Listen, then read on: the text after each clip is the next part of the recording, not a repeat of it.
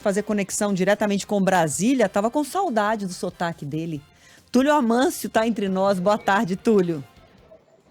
Oi, gente, eu também estava com saudade de participar com vocês. Boa tarde, Adriana, Fábio E aí, França Túlio? e a quem está entre nós. Saudade do sotaque, do talento, de tudo, viu? É muito bom ter você de volta, descansado, para trabalhar bastante.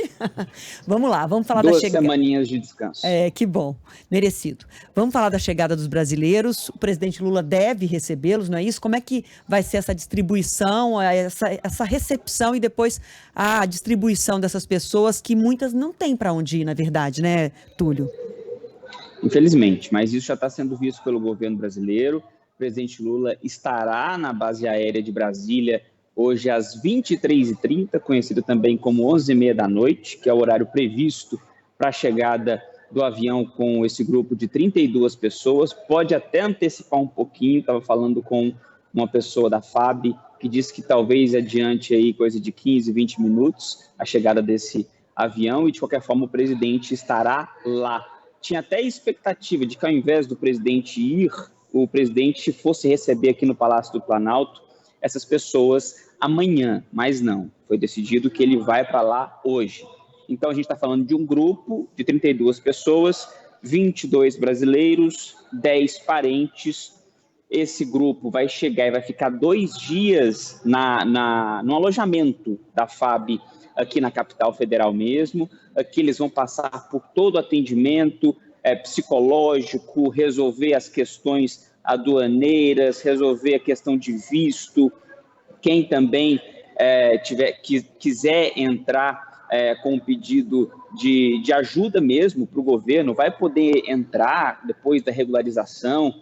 Ainda está aquela questão de vai ter Bolsa Família, não vai ter Bolsa Família. Essa é a questão da ajuda que ainda será visto depois de toda a regulamentação, regularização dessas pessoas aqui em território nacional. Depois desses 2 dias, para ver toda essa parte burocrática aqui nesse alojamento da FAB, aí essas pessoas serão distribuídas de acordo com o que elas pediram.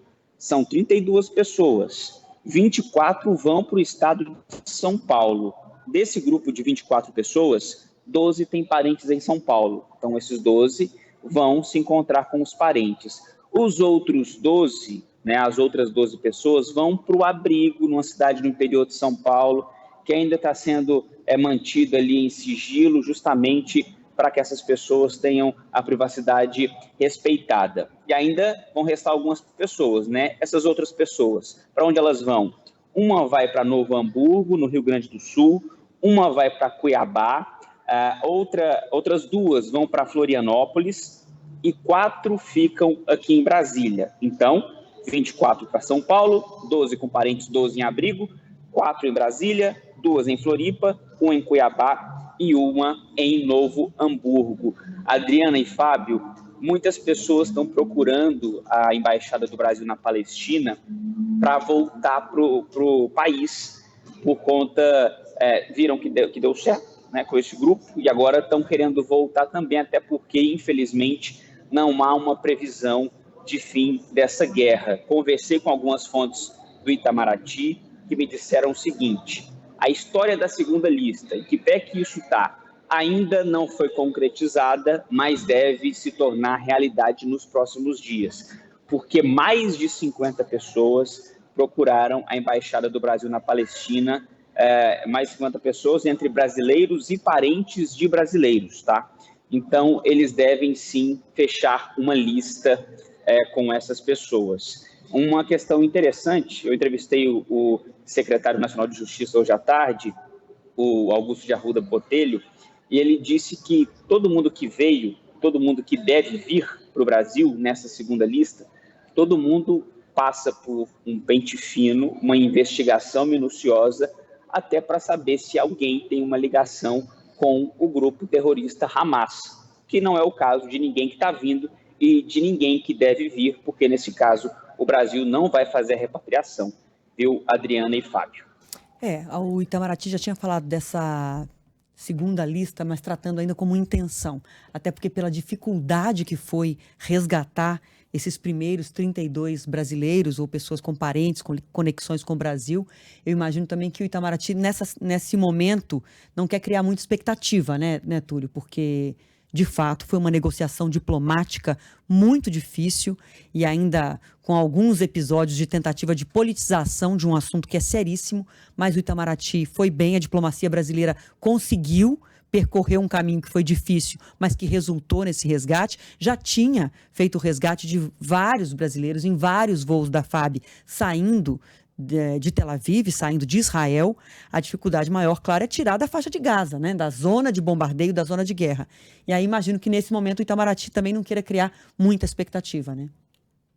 Até porque, Adriana, não está muito claro o critério utilizado por Israel. Nem Brasil e, digamos que boa parte dos países aí não sabem qual foi o critério adotado por Israel para escolher quais nacionais de quais países sairiam primeiro, quais estariam na segunda, na terceira ou na sétima lista, que foi o caso dos brasileiros. Então, até por conta disso, Itamaraty sabe que é necessário ter calma, sabe que é um processo delicado, então o Itamaraty tem trabalhado de forma cautelosa e muito responsável, viu?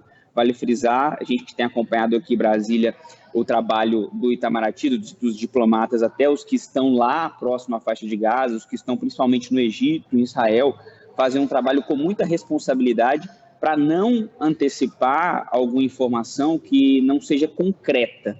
Então, o que a gente passa aqui para vocês é o que a gente consegue nos bastidores.